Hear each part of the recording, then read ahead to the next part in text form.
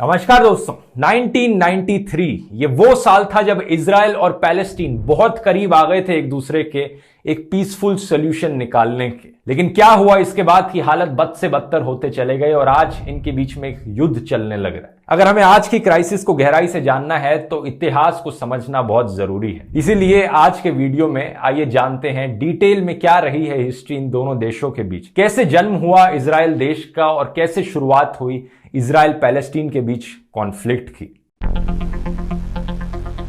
हमारी कहानी की शुरुआत आज से हजारों साल पहले होती है। आप लोगों ने यह तो सुना ही होगा दोस्तों कि कैसे हिटलर ने कितनी बुरी तरीके से ट्रीट किया था ज्यूज को। लेकिन क्या आप ये जानते हैं ज्यूज के खिलाफ हो रहे अत्याचार एक्चुअली में हजारों साल पुराने हैं। कहा जाता है कि जीसस क्राइस्ट का जन्म एक ज्यूइश फैमिली में हुआ था और कुछ क्रिश्चियंस मानते हैं कि कुछ ज्यूज जीसस क्राइस्ट को क्रूसिफाई करवाना चाहते थे। ये एक ऐसी विचारधारा थी, बिलीफ थी जो अगले कई सालों तक, दशकों तक, सेंचुरीज तक रह गई क्रिश्चियंस के बीच में।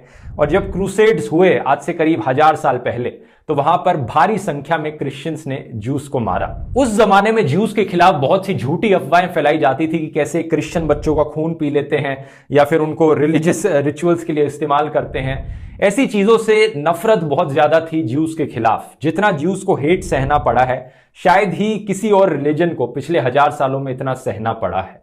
1800 के बाद से ये जो नफरत थी ज्यूस के खिलाफ, ये ना सिर्फ रिलीजियस रीजन्स की वजह से थी बल्कि ज्यूस को एक अलग एथनिसिटी भी करके देखा जाने लगा। इन्हीं सब रीजंस की वजह से लेट 1800s के समय तक दुनिया भर में रहने वाले ज्यूस के अंदर ऐसी भावनाएं जागने लगी कि कोई भी देश हमें अपना नहीं मानता। अगर हमें सुकून से जिंदा रहना है तो हमें अपना एक खुद का देश बनाना पड़ेगा, एक जूइश कंट्री बनानी पड़ेगी। एक ऑस्ट्रो हंगेरियन जर्नलिस्ट थे थियोडोर हेर्जल नाम के। इन्होंने अपने 1896 के पैम्फलेट में एक नई पॉलिटिकल मूवमेंट की शुरुआत करी, ज़ायोनिज्म। इन्होंने कहा कि ज्यूस को अपनी एक सेपरेट कंट्री मिलनी चाहिए। उस समय के लिए यह आइडिया कोई नया आइडिया नहीं था। 1870 से ही कई ऐसी ऑर्गेनाइजेशंस थी जो अपने आप को लवर्स ऑफ जायन करके बुलाती थी, जो इस आइडिया को प्रोपोगेट करने लग रही थी।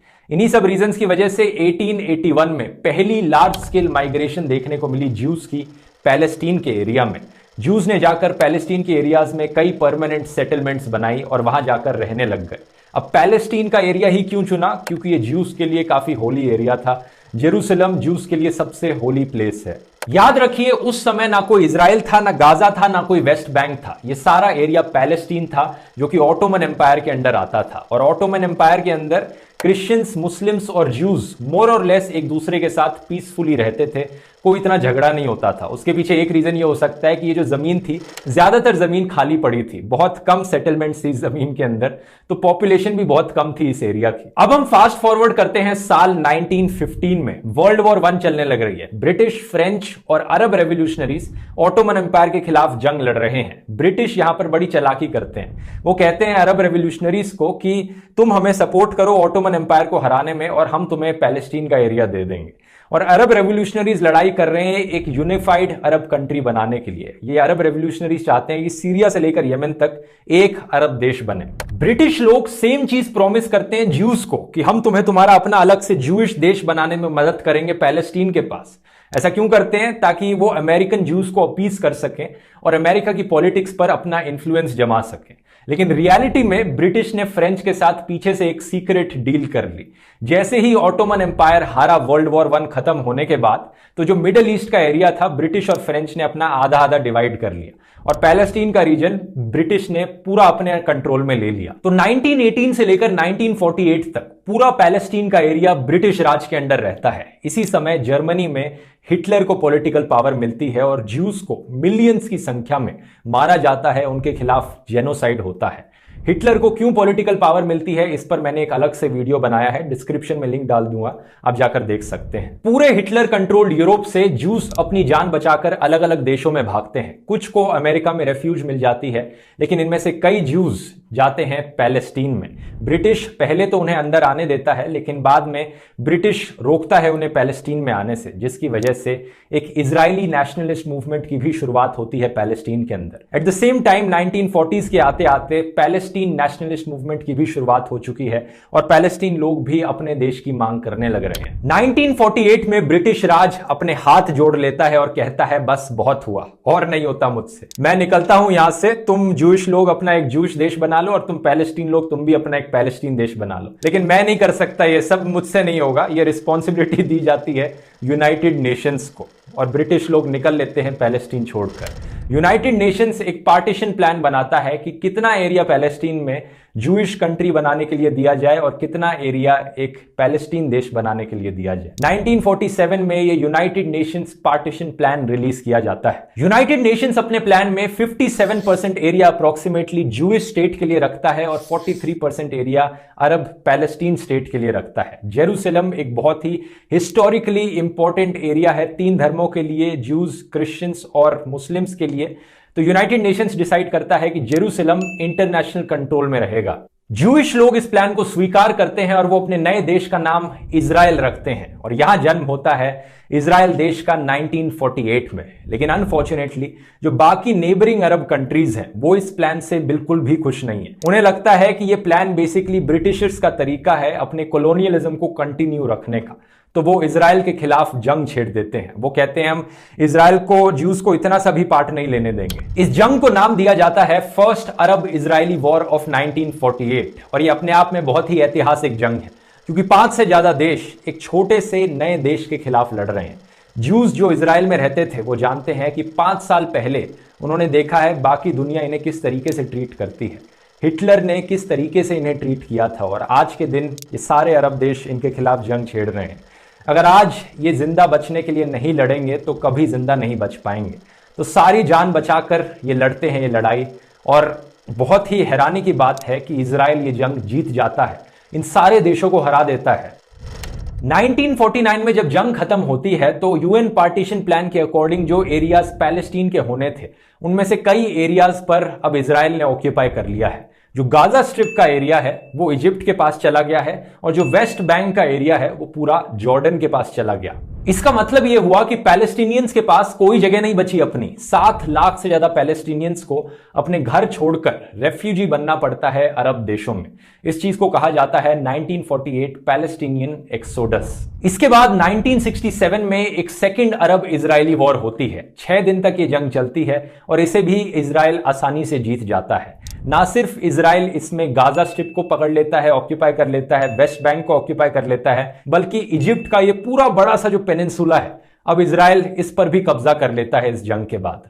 पैलेस्टीन लोग अपना खुद का देश चाहते हैं। इसी रीजन से 1964 में फाउंडेशन होती है पैलेस्टीन लिबरेशन ऑर्गेनाइजेशन यानी PLO की। शुरुआत में इनका एम होता है आर्म्ड स्ट्रगल के थ्रू यानी हथियार उठाकर अपना देश पाना, और शुरुआत में चाहते हैं कि इजराइल जैसा कोई भी देश एग्जिस्ट ना करे। इसी रीजन से यूएसए और इजराइल इसे एक टेररिस्ट ऑर्गेनाइजेशन डिक्लेयर कर देते हैं। लेकिन एक चीज ध्यान देने वाली यह है कि एक इंसान के पर्सपेक्टिव से देखोगे तो ये टेररिस्ट है, दूसरे इंसान के पर्सपेक्टिव से देखोगे तो ये रेवोल्यूशनरी है, देश की आजादी चाहते हैं। 1973 में एक तीसरी अरब इजरायली जंग छिड़ती है, लेकिन वो हमारी कहानी में ज्यादा इंपॉर्टेंट नहीं है क्योंकि उसके बाद ज्यादा कुछ बदलता नहीं है। लेकिन 1974 में PLO को ऑफिशियली रिकॉग्नाइज कर लिया जाता है यूनाइटेड नेशंस जनरल असेंबली के द्वारा कि ये पैलेस्टीनियन लोगों के रिप्रेजेंटेटिव हैं। 1979 में इजिप्ट और इजराइल के बीच में पीस टॉक्स सक्सेसफुल होती हैं और इजिप्ट पहला देश बन जाता है, पहला अरब देश इजराइल को रिकॉग्नाइज करने वाला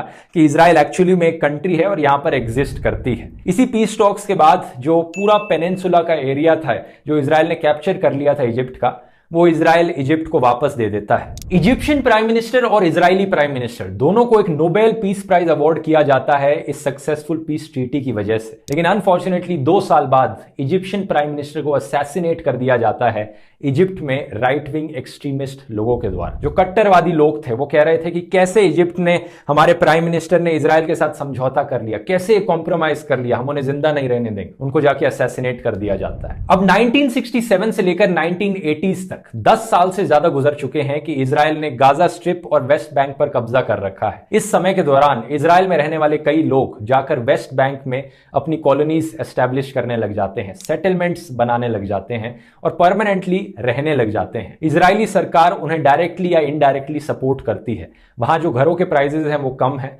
कुछ लोग वहां पर चीप हाउसिंग की वजह से जाते हैं, तो कुछ लोग वहां जाते हैं अपनी रिलीजियस नेशनलिज्म की वजह से। कुछ इजरायली लोग जो कट्टर इजरायली लोग हैं वो कहते हैं कि ये पूरा वेस्ट बैंक का जो एरिया है ये हमारा है, इसलिए हम वहां जाकर रहेंगे, और इसीलिए सेटलमेंट्स होने लग जाती हैं वहां पर इजरायली लोगों की वेस्ट बैंक के एरिया में। इंटरनेशनल कम्युनिटी इन सेटलमेंट्स को इलीगल मानती है क्योंकि ये यूनाइटेड नेशंस पार्टीशन प्लान के खिलाफ जाते हैं ये सेटलमेंट्स, और पैलेस्टीनियन लोग इन्हें कॉलोनाइजेशन मानते हैं। बेसिकली उनके देश में कॉलोनाइजेशन करी जा रही है इजरायली लोगों के द्वारा। 1992 में इजराइल को एक बहुत ही बढ़िया प्राइम मिनिस्टर मिलते हैं जिनका नाम है यित्जहक रबीन। ये कहते हैं कि पीएलओ एक टेररिस्ट ऑर्गेनाइजेशन नहीं है, वो बस अपना देश चाहते हैं, हमें उनका देश देना चाहिए। इजराइल पीएलओ को ऑफिशियली रिकॉग्नाइज करता है और रिटर्न में पीएलओ भी ऑफिशियली रिकॉग्नाइज करते हैं इजराइल देश को। और यहां होते हैं 1993 के ओस्लो अकॉर्ड्स। पहली बार ये दोनों साथ में मिलकर बात करते हैं कि कैसे हम देश का बंटवारा कर सकते हैं, सही से डिवाइड कर सकते हैं पीसफुली देश को, कैसे हम पैलेस्टीन देश बना सकते हैं।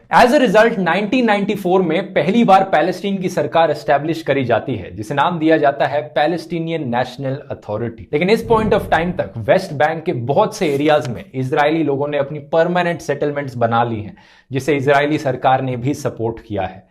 तो पैलेस्टीनियन लोग बहुत ही कम गिने चुने एरियाज में टुकड़े टुकड़ों में रहने लग रहे हैं। तो 3 एरियाज में डिवाइड करने का फैसला किया जाता है वेस्ट बैंक के एरिया को, एरिया ए, बी और सी। एरिया ए वाले वो एरियाज होंगे जहां पर पैलेस्टीनियन सरकार अपना कंट्रोल रखेगी, एरिया बी वो एरियाज जहां पर दोनों सरकारें साथ में कंट्रोल करेंगी, और एरिया सी वो एरियाज जहां पर इजरायली सरकार अपना कंट्रोल रखेगी। तो यूनाइटेड नेशंस का पार्टीशन प्लान तो बहुत दूर की बात है, रियलिटी में 1994 में पैलेस्टीन को सिर्फ कुछ गिने चुने टुकड़े ही मिल पाते हैं वेस्ट बैंक के एरिया में और गाजा स्ट्रिप में, जहां पर वो अपना देश बना सकें। लेकिन अच्छी खबर यह है कि इस पॉइंट ऑफ टाइम तक इजराइल और पैलेस्टीन बहुत करीब पहुंच चुके हैं एक पीसफुल सॉल्यूशन निकालने के। इसी रीजन की वजह से 1994 में पैलेस्टीनियन अथॉरिटी के प्रेसिडेंट यसीर अराफात और इजराइल के प्राइम मिनिस्टर यित्जहक रबीन को नोबेल पीस प्राइज अवार्ड किया जाता है। लेकिन अनफॉर्चुनेटली इसके बाद पूरी सिचुएशन का सत्यानाश हो जाता है जब एक्सट्रीम राइट विंग जूइश लोग वो अपने प्रधानमंत्री का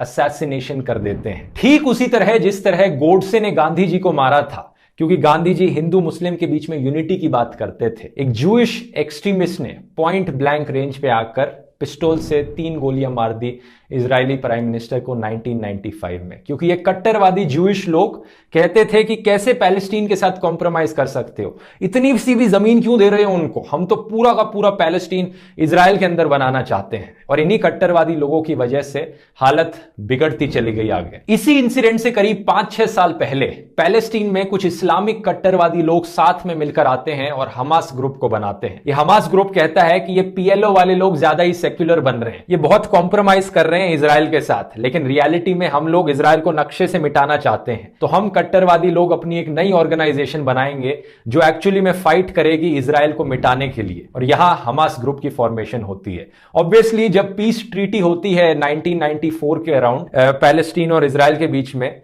एक तो ज्यूइश कट्टरवादी लोग इससे अपने प्रधानमंत्री से काफी नफरत करते हैं, दूसरी तरफ हमास वाले लोग भी पीएलओ से नफरत करने लग जाते हैं कि क्यों इन्होंने कॉम्प्रोमाइज किया इजराइल के साथ जाकर। हमास ग्रुप ना सिर्फ 1996 की पैलेस्टीनियन इलेक्शंस को बॉयकॉट करता है बल्कि सुसाइड बॉम्बिंग्स भी करवाता है इजराइल में, जिसकी वजह से दोनों साइडों में एक्सट्रीम राइट विंग ग्रुप्स की डोमिनेंस बढ़ने लग जाती है, पोलराइजेशन बढ़ने लग जाती है। दोनों तरफ के लोग, इजरायली और पैलेस्टीनियन लोग, एक दूसरे से नफरत करने लगते हैं।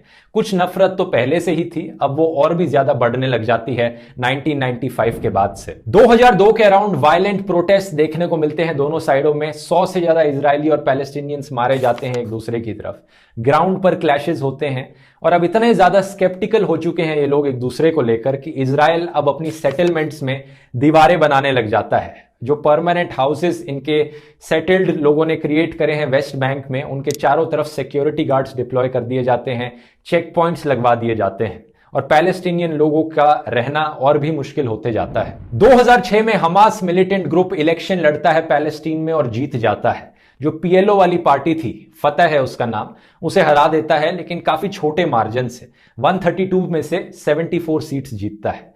लेकिन इसके बाद 2007 में इन दोनों पॉलिटिकल पार्टीज के बीच में सिविल वॉर हो जाती है पैलेस्टीन के देश में। इंटरनली लोग लड़ने लग जाते हैं, जो इस पार्टी के सपोर्टर्स हैं और जो दूसरी पार्टी के सपोर्टर्स हैं। 2007 में इस जंग को बैटल ऑफ गाजा कहा जाता है और पैलेस्टीन देश दो हिस्सों में बंट जाता है। जो गाजा स्ट्रिप है वहां पर अब हमास का कंट्रोल बन जाता है और जो वेस्ट बैंक वाला एरिया है वहां पर फतह और पीएलओ का रूल रहता है, जो कि एक्चुअली में नॉन वायलेंट हैं और एक एक्चुअल गवर्नमेंट की तरह वेस्ट बैंक पर रूल करते हैं। लेकिन आज के दिन गाजा स्ट्रिप पर जहां हमास का रूल है वो बेसिकली एक टेररिस्ट ग्रुप की तरह उस एरिया को ऑक्यूपाई करके रखते हैं।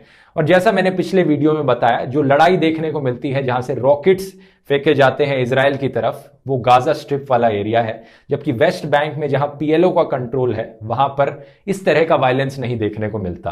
तो ये सिचुएशन है आज के दिन की दोस्तों। इसमें कोई शक नहीं कि इजराइल वेस्ट बैंक के एरिया पर पिछले कई दशकों से कॉलोनाइजेशन करता रहा है, जिसकी वजह से क्लैशेस और ज्यादा बढ़ गए हैं। जो अभी रिसेंटली क्लैश हुआ जिसकी मैंने पिछले वीडियो में बात करी, वो इसी रीजन से हुआ क्योंकि इजराइल ऑक्यूपाई करने लग रहा है वेस्ट बैंक के एरियाज को। और जो इजराइल में भी कट्टरवादी लोग हैं वो कहते हैं कि नहीं, हमें पूरा का पूरा वेस्ट बैंक एरिया अपने लिए चाहिए, पूरा जेरूसलम अपने लिए चाहिए। और पैलेस्टीन में भी जो कट्टरवादी लोग हैं वो कहते हैं कि हम तो इजराइल को पूरी तरह से मिटाना चाहते हैं। सबसे बड़ा सवाल ये उठता है कि क्या सोल्यूशन निकल सकता है इस चीज का। आप पैलेस्टीन के नक्शे को देखो, वेस्ट बैंक में ये देश इतने टुकड़ों में मौजूद है कि आज के दिन इस देश को अलग सरकार दे भी दी जाए तो कैसे एग्जिस्ट कर पाएगा ये इतने छोटे छोटे टुकड़ों में। कुछ लोगों का मानना है कि यहां पर एक 2 स्टेट सॉल्यूशन अभी भी निकल सकता है कि 1967 के बेसिस पर एरिया को डिवाइड कर दिया जाए, इजराइल पैलेस्टीन के बेसिस पर। कुछ लोग कहते हैं कि नहीं, हमें यूनाइटेड नेशंस के पार्टीशन प्लान के अकॉर्डिंग जाना चाहिए और 1948 के अकॉर्डिंग इजराइल और पैलेस्टीन को एरिया देना चाहिए और एरिया उस तरह से डिवाइड करना चाहिए। लेकिन अगर ऐसा किया जाएगा तो सवाल सबसे बड़ा ये उठेगा, उन कॉलोनीज का क्या होगा जो इजराइल ने परमानेंट सेटलमेंट्स बना रखी हैं पैलेस्टीन के अंडर। ये एक्चुअली में प्रॉपर सोसाइटीज हैं जहां पर लोगों के घर हैं, स्कूल हैं, अस्पताल हैं, बड़ी बड़ी सड़कें बनी हैं यहां पर। इन एरियाज का क्या होगा अगर ऐसा होता है कि ये एरियाज पैलेस्टीन के पास चले जाएंगे। अब करीब लाखों में लोग रहते हैं जो वेस्ट बैंक की सेटलमेंट्स में हैं। यहां पर मैं आपसे पूछना चाहूंगा, आपको क्या लगता है दोस्तों, क्या सॉल्यूशन निकल सकता है इस क्राइसिस का, इस प्रॉब्लम का? किस तरह से दो देशों को डिवाइड किया जाए एक दूसरे के बीच में? नीचे कमेंट्स में लिखकर बताइए। उम्मीद करता हूं ये वीडियो आपको इन्फॉर्मेटिव लगा होगा दोस्तों। अगर कोई लेसन आप इस वीडियो से लेना चाहते हैं तो वो ये होगा मेरी राय में कि कट्टरवादियों के खिलाफ अपनी आवाज उठाना बंद मत कीजिए। मिलते हैं अगले वीडियो में। धन्यवाद।